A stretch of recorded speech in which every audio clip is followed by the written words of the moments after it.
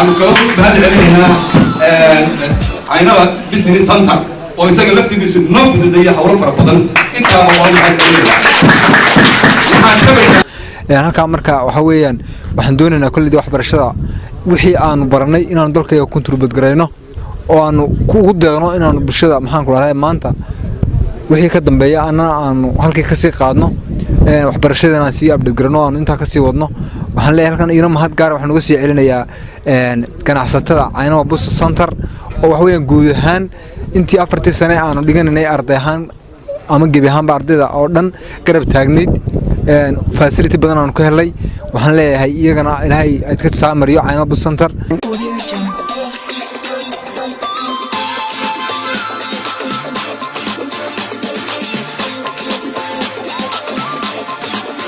Audio Jungle.